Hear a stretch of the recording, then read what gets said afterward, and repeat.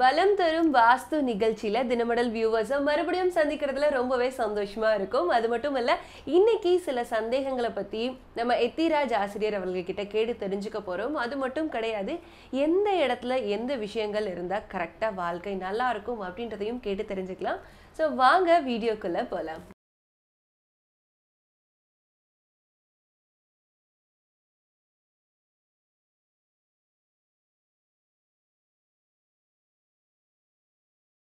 வணக்கம் ஐயா. வணக்கம். ஸோ இன்னைக்கு பார்த்தீங்க அப்படின்னா, இந்த பூச்செடிகள், மரம் இதெல்லாம் ஒரு வீட்டில் எங்கே வளர்க்கணும் அப்படின்ற ஒரு சந்தேகம் இருக்குது. அது மட்டும் இல்லை, இப்போ எல்லாருமே பார்த்தீங்கன்னா பெட்ரூமில் முதற்கொண்டு செடிகள்லாம் வளர்க்கணும், கிச்சனில் ஒரு மணி பிளான்ட் வைக்கிறது வந்து ஒரு அழகு அப்படின்ட்டு. ஸோ இந்த மாதிரி வைக்கிற செடிகள் வந்து எங்கெல்லாம் வச்சா சரியாக இருக்கும், இந்த மாதிரி வீட்டுக்குள்ளே வைக்கிறோமே இதெல்லாம் வாஸ்துவில் சரியா அப்படின்னு கேட்டிருக்காங்க.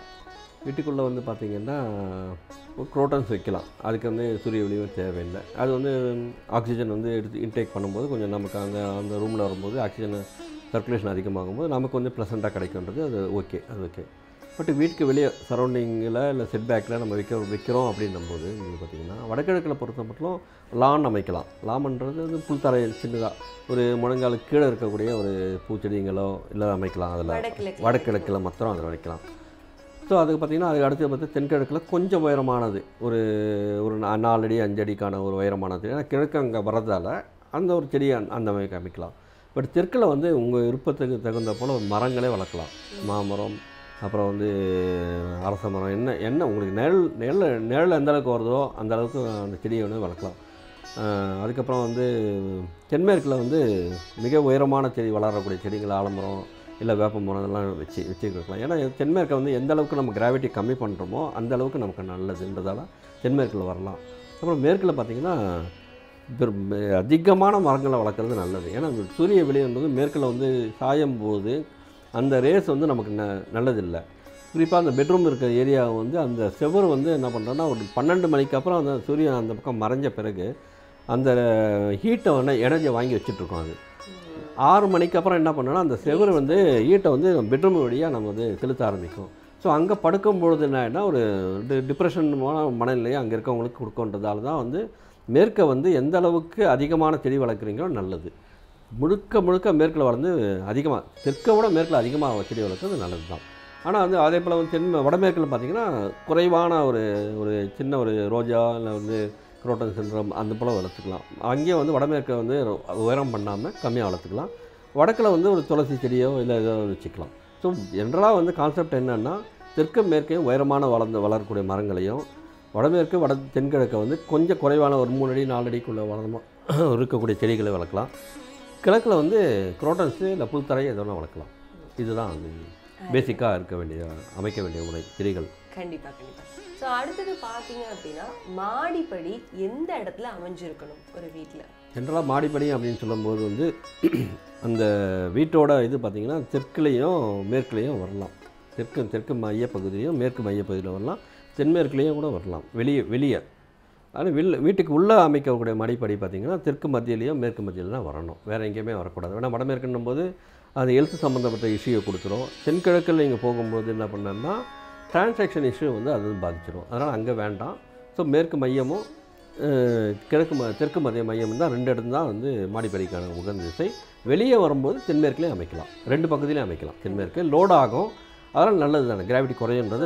நிறைய பேர் என்ன நினைக்கிறாங்கன்னா மாடிப்படி அப்படின்றது ரொம்ப வெயிட்டான விஷயம். ஆமாம். ஸோ அது வந்து நம்ம வாஸ்து பிரகாரம் வெயிட் எங்கே இருக்கோ அந்த இடத்துல மாடிப்படி வச்சுக்கலாம் அப்படின்னு நினைக்கிறாங்க. இன்னும் சிலர் வந்து மாடிப்படியை ஏற்றம் இறக்கமும்னு நினைக்கிறாங்க. ஆமாம். ஸோ அதனால திசைகள் வந்து மாறினா மாடிப்படி மாற்றி இருக்கிறதுனால என்ன பிரச்சனைகள் வரும்? திசையில் வடகிழக்குன்னு சொல்லும்போது தலைக்கு மேலே ஒரு பாரத்தை சுமந்துட்டு ஒரு மனிதன் வந்து ஒரு 10 நிமிஷம் இருக்கலாம். காலத்துக்கு அந்த இருக்கும்பொழுது அது வந்து மைண்டை வந்து பெரிய அளவில் பாதிச்சிடும், மூளையை பாதிச்சிடும். அதனால் வேண்டாம்னு சொல்கிறோம். தென்கிழக்குன்னு போது டிரான்சாக்ஷன் இஷ்யூ கட்டாயம் கொடுத்துரும். அது தென்கிழக்கு வந்து பேலன்ஸ் வடமேற்கோட பேலன்ஸ் ஆகும்போது தென்மேற்கோட பேலன்ஸ் ஆகும்போது கொடுத்துரும் அது. ஸோ எப்பொழுதுமே வந்து நமக்கு வந்து முதுகு பேக்போன்ன்றது ஆண்களோட பேக்போன் வந்து மேற்கு மையப்பகுதி தான். பெண்களோட பேக்போன்ன்றது தெற்கு மையப்பகுதினால மேற்கில் வந்து தெற்கையும் வந்து மாடிப்படி கொடுக்குறது தான் சிறந்தது, சால சிறந்தது. கண்டிப்பாக நல்லது. அடுத்ததாக பார்த்தீங்க அப்படின்னா இந்த தண்ணி தொட்டி, ஆமாம், அதாவது நிலத்தடி தண்ணி தொட்டி, கிரவுண்ட் வாட்டர் சில பேர் வீட்டுக்குள்ளேயே வச்சுருப்பாங்க. அது எங்கே வைக்கணும்? அப்புறம் வாட்டர் டேங்க் எந்த இடத்துல இருக்கணும்? ஸோ தண்ணி தொட்டின்னா நிலத்துக்கு கீழே இருக்க தண்ணி தொட்டின்னு பார்த்திங்கன்னா வந்து கிழக்கு மத்திய பகுதியிலேருந்து வடக்கு மத்திய பகுதிக்குள்ளே வடகிழக்குக்குள்ளே எங்கே வேணால் வச்சுக்கலாம். அது டைரெக்ஷன் அந்த அந்த வீட்டோட அளவை பொறுத்து ஒவ்வொரு இடமும் மாறும். சில நேரங்களில் வந்து பார்த்திங்கன்னா லென்த்தாக இருக்கும், 20 அடி தான் இருக்கும், தெற்கில் இருக்கும். கிழக்கு பார்த்திங்கன்னா 100 அடி இருக்கும். அப்போ வந்து பார்த்திங்கன்னா 20 அடிக்குள்ளே எங்கே வருதுன்றது பார்க்கணும். டைமென்ஷன் பொறுத்து டைரெக்ஷன் பொறுத்து எவ்வளோ டிகிரி வந்து காம்பஸில் அந்த வீட்டை முதல்ல காம்பஸ் தான். காம்பஸ் இல்லாமல் நீங்கள் வந்து வாஸ்துன்றது பார்க்கவே முடியாது, பார்க்கக்கூடாது. எஸ்ஐ எவ்வளோ திரும்பி இருக்கிறது அதை வச்சு தான் நம்ம வச்சு அதுக்கப்புறம் அந்த டைரெக்ஷன் போட்டு அப்ளை பண்ண பிறகு தான் அது எங்கே கிழக்கு எங்கே மையப்பகுதி எங்கே கிராஸ் ஆகுதுன்றது பார்த்து பிறகு தான் அங்கே விற்கிறோம். ஸோ தண்ணி தொட்டின்றது கிணறு அப்புறம் போர்ன்றது கிழக்கு மைய பகுதியிலேருந்து வடக்கு மைய பகுதியிலாம் வரலாம். இப்போ மேல்நிலை தொட்டின்னு சொல்லும்போது பார்த்திங்கன்னா பூமிக்கு மேலே வர்றது தென்மேற்குலேருந்து வரலாம். பூமிக்கு மேலே இல்லை வீட்டுக்கு மேலேன்றது ஜென்ரலாக எல்லாருக்கும் தெரிஞ்ச கதை தான், தெரிஞ்சது தான். இது வடமேற்கு தென்மேற்கு இதில் வந்து ஒரு ரூம் போட்டு அதுக்கு மேலே வைப்பாங்க. ஸோ தென்மேற்குன்றது உயரமாகவும் வெயிட்டாக ஆகும். ஸோ அடுத்தது பார்த்தீங்க அப்படின்னா நீர் வந்து நல்ல விஷயம். அடுத்தது அதே நீர் வந்து வேஸ்ட், கழிவு நீரை எந்த பக்கமாக வெளியேற்றப்படும்? கழிவு நீர் வந்து பெரும்பாலும் வந்து ஜென்ரலாக வடகிழக்கு நோக்கி தான் எல்லாமே வரணும். வடகிழக்கு நோக்கி வருதுன்றா அந்த வடகிழக்குன்றது பள்ளமாகுதுன்னு அர்த்தம். செட்பேக்கில் வந்து ஒரு ஏரியா வந்து தென்மேற்கு உயரமாக இருந்து வடகிழக்கு வருதுன்னா தென்மேற்குலேருந்து வரக்கூடிய தண்ணி வந்து வடமேற்கு வந்து அதுக்குங்கிறது வடகிழக்குக்கு வரும். ஸோ நல்ல தண்ணின்றது வடகிழக்கு கொண்டு வரும். அது வந்து வேஸ்டான வாட்டர்னு சொல்லும்போது வந்து வடக்கு நெகட்டிவ்னு வரும். வடக்கு 2 பகுதியாக பிரித்து வடக்கு நெகட்டிவில் தான் வந்து செப்டி டேங்க்ன்றது ஒரு அமைப்போம். அப்படி இல்லை எனக்கு கிழக்கு பார்த்த வீதியாக இருக்குன்னா கிழக்கு நெகட்டிவில் வந்து கொடுக்கலாம். செப்டி டேங்க்ன்றது வடக்கு நெகட்டிவும் கிழக்கு நெகட்டிவ் தான் வரணும், வடமேற்கு போயிடக்கூடாது. அங்கே தான் வரணும். செப்டி டேங்க் சம்ப் பண்ணுறது அந்த கெட்ட தண்ணீர்ன்றது கழிவு நீர்ன்றது அங்கே தான் வரணும். ஸோ பொதுவாக வந்து இப்போ ஒரு 3 அடி வீடு, சின்ன வீடு அப்படின்னா எந்த அளவுக்கு கேப், அதாவது நம்ம இப்போ வந்து பக்கத்து வீடு எப்போ கட்டுவாங்க எப்போ கட்ட மாட்டாங்க அப்படின்றது தெரியாது நமக்கு. ஸோ நம்ம இடத்த நம்ம தான் பாதுகாக்கணும் அப்படிங்கும்போது நம்மளை சுற்றி வேலி போட்டுக்கிறது வந்து நல்ல விஷயம். ஸோ ஒரு சின்ன வீடு, 1 மாடி வீடோ 2 மாடி வீடோ அந்த மாதிரி இருக்கிறதுக்கு நம்ம வந்து சுவர் எழுப்புறோம் இல்லையா, மதில் சுவர், சுற்று சுவர் எழுப்புறோம் இல்லையா, அது எந்த ஹைட்டில் இருக்கணும்ன்ற வேறுபாடுகள் இருக்கா? ஃபர்ஸ்ட் ஃப்ளோர்னா இவ்வளோ தூரம் அப்படின்ற மாதிரி? அது வந்து அது வேலி, அது காம்பவுண்ட் சுவர்னா நம்மளோட அரண் தான். அது நம்முடைய சேஃப்டிக்காக வேணால் நம்ம வந்து சரி வந்து பாதுகாப்பு வேணும்னு ஒரு 6 அடி அமைச்சிக்கலாம். இல்லைன்னா 4 அடி அமைக்கிறது சிறந்தது தான். 4 அடி இருந்தால் போதும், வேறு யாரும் வரமாட்டாங்க அப்படின்னா சரி 4 அடி கொடுக்கலாம். இல்லை 5 அடின்றது நம்முடைய அந்த அங்கே இருக்கக்கூடிய அமைப்பை வச்சு நம்ம எடுத்துக்கலாம். இப்போ சப்போஸ் ஆடு மாடுகள்லாம் அதிகமாக இருக்குன்னும் போது நம்ம வீட்டுக்குடைய செடிகள்லாம் வச்சுட்ருப்போம், அதை மேய்ஞ்சிடாமல் இருக்கிறதுக்கு கொஞ்சம் உயரமாக இருக்கிறது நல்லது தான். பெரும்பாலும் ஒரு 5 அடின்றது ஆல்மோஸ்ட் ஈவனாக நீங்கள் கொடுத்தீங்கன்னா நல்லது தான். 5 அடி இருக்கலாம். இந்த மதில் சுவர் கேட்குறேன் அப்படின்னா இப்போ நான் இருக்க வீட்டுக்கு பின்னாடி காலியாக இருக்குது. ஆமாம். ஸோ அதனுடைய நன்மை எனக்கு வந்துட்டே இருக்கும். எவ்வளோ நாளைக்கு காலியாக இருக்குன்றது நமக்கு தெரியாது, எப்போ வேணால் கட்டலாம். ஒருவேளை நாங்கள் ஒரு மதில் சுவர் தடுப்பு வைக்கிறதுனால எனக்கான பலன்கள் வந்து மாற்றப்படும். கட்டாயமாக எந்த அளவுக்கு வைக்கணும்? கட்டாயம் மாறும். தெற்குன்றது கம்பல்சரியாக வந்து உங்களுக்கான ஒரு எல்லை சுவர், எல்லை உங்களுக்கு தெற்கில் அதிகமாக காலியாக இருக்கும்போது நீங்கள் வந்து தெற்கை வந்து நீங்கள் வந்து அந்த கிராவிட்டியை குறைக்கிறதுக்கு உங்கள் மதில் சுவர்ன்றது கட்டாயம் தேவை. மேற்கையும் அதே போல் தான். பட் வடக்கில் உங்களுக்கு உங்கள் இடம் இல்லை ஆனால் காலி இடம் இருக்குன்னா நீங்கள் அங்கே தேவையில்லை. பட் பாதுகாப்பு வேணும்னா நம்ம வந்து வேலி அமைச்சிக்கலாம். ஆனால் வடக்குன்றது நம்ம ஓப்பனாக இருக்கிறது ரொம்ப நல்லது. அதனால் அங்கே வேலி வச்சு நம்மளே நம்ம இடத்த நம்ம குறைக்க வேண்டாம். காலியாக இருக்கிற பட்சத்தில் அப்படியே விட்டுடலாம், ஒன்றும் பிரச்சனை இல்லை. ஸோ நிறைய பேர் அடுத்து கேட்குற ஒரு விஷயம் என்ன அப்படின்னு கேட்டிங்கன்னா, இந்த காஸ்மிக் எனர்ஜி, அதாவது பாசிட்டிவ் வைப்ரேஷனை வீட்டில் கொண்டு வரணும்னா முக்கியமாக எந்த திசை, எந்த இடத்துல இந்த ஃப்ளவர் வைக்கிறதோ இல்லைனா தண்ணி வச்சு வேண்டிக்கிறதோ அந்த மாதிரி விஷயங்கள் வந்து எந்த திசையில் உட்காந்து பண்ணணும்? இது வாஸ்துன்றது பியூரா சயின்ஸுன்றது முதல்ல தான் சொல்லிட்டு இருக்கேன். இதில் வந்து இந்த ஒரு குறிப்பிட்ட ஒரு ஃப்ளவர் வச்சு பண்ணோம் அப்படின்னும் போது மற்ற இனம் இருக்குது, மதம் இருக்குது, எல்லாருக்குமே வந்து அப்போ அவங்க வந்து இதெல்லாம் செய்யலைன்றது அதெல்லாம் இல்லை. பட் பெரும்பாலும் வந்து திறவுகள் அதிகமாக வடக்கு கிழக்குன்றது வந்து எனர்ஜி அதிகமாக இருந்தது. வடக்கு கிழக்கு திறவுகள் அதிகமாகவும் ஜன்னல் அதிகமாகவும் வாசல் வந்து உச்சத்தில் இருந்தாவே அந்த வீட்டுக்கான எனர்ஜி வந்துடும். ஸோ நெகட்டிவ் இன்கமிங் ஏரியாவில் திறவுகள் அதிகமாகவும் அவுட் கோயிங் ஏரியாவில் தென்மேற்கை வந்து மூடி இருக்கிறது நல்லது தான். அங்கே வந்து ஜன்னல் இல்லாமல் இருந்தாலும் பிரச்சனை இல்லை, ஜன்னல் இருந்தாலும் பிரச்சனை இல்லை. ஸோ முடிஞ்ச அளவுக்கு அங்கே வந்து க்ளோஸ்டாக இருக்கிறது நல்லது தான். உயரமாக இருக்கணும், அந்த பின்னாடி இருக்க சரௌண்டிங்கிறது தரை ஜலத்தோட ஒரு அடி 2 அடி மேடாக இருந்தால் நல்லது தான்.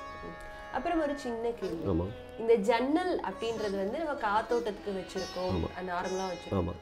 ஆனால் அதனால இந்த வாஸ்துவில் ஏற்படக்கூடிய விஷயங்கள் என்னென்ன, நல்லது கெட்டது அந்த மாதிரி?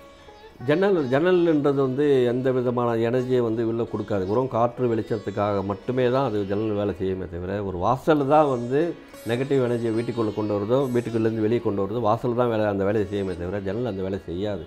நம்முடைய சுகாதாரத்துக்கு வேணால் ஜன்னல் வேணால் அதிகமான ஜன்னல் வேணும்னா காற்றோட்டம் வேணால் எடுத்துக்கலாம், அவ்வளோதான். தவிர இது வந்து ஜன்னலோட எண்ணிக்கையோ ஜன்னல் இந்த இடத்துல பாசிட்டிவ் நெகட்டிவில் இருக்கிறதால எந்த விதமான வாசலில் எந்த விதமான மாறுதலும் வரப்போகிறதில்ல. ஸோ வாசலில் தான் அந்த வேலையை பண்ணும். ஸோ வாசலில் வந்து உச்ச வாசலாக வைக்கிறது தான் சால சிறந்தது. இன்னும் சிலர் பார்த்தீங்க அப்படின்னா தலைவாசல் நல்லா இருக்கணும், பாசிட்டிவ் நெகட்டிவ்காக இரும்பு கேட் போட்டிருப்பாங்க, அடுத்து உடன் டோர் போட்டிருப்பாங்க.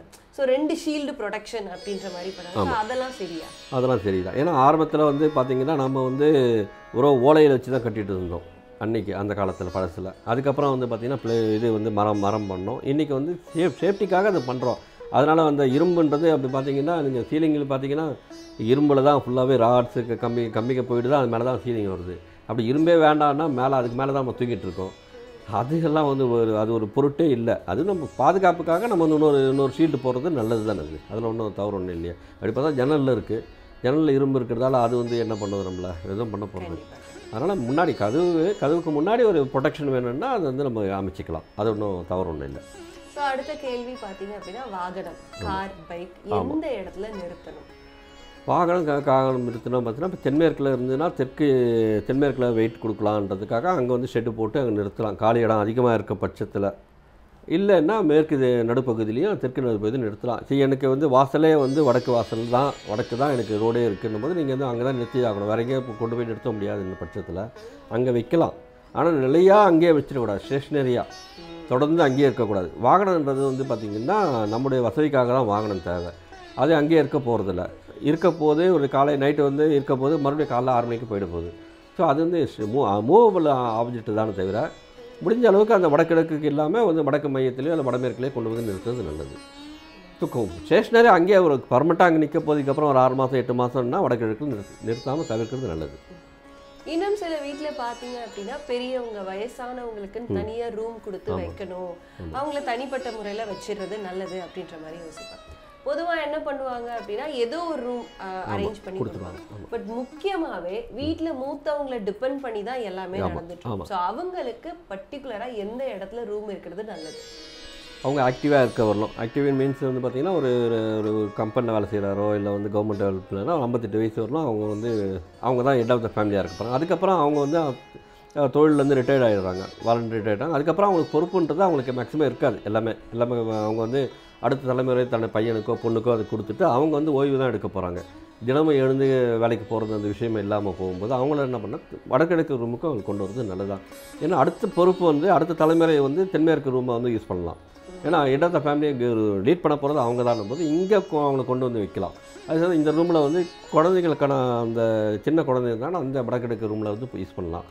ஸோ அவங்களோட கேரிங்ன்றது அவங்களுக்கு வந்து ஈஸியாக கிடைக்கும். அப்பா அம்மாவோட தாத்தா தான் ரொம்ப அதிகமான நேரம் வந்து ஸ்பெண்ட் பண்ணுவாங்க குழந்தைகளோட. ஸோ அவங்களுக்கு வந்து அந்த 2 ரூமே வந்து கொடுக்கலாம். வயசானவங்களுக்கு இந்த வடகிழக்கு ரூம்ன்றது சால சிறந்தது.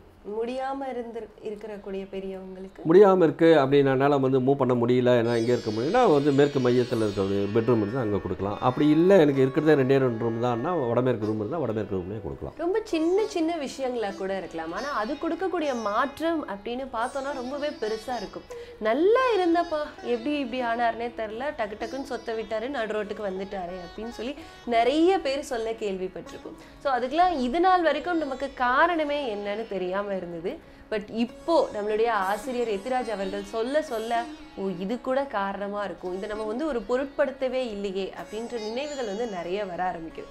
ஸோ கண்டிப்பா இந்த மாதிரி இது சம்பந்தப்பட்ட நிறைய சந்தேகங்கள் உங்களுக்கு வரும். அப்படி வரக்கூடிய சந்தேகங்கள் எல்லாத்தையுமே நீங்க கமெண்ட் பாக்ஸ்ல டைப் பண்ணி எங்களுக்கு தெரியப்படுத்தலாம்.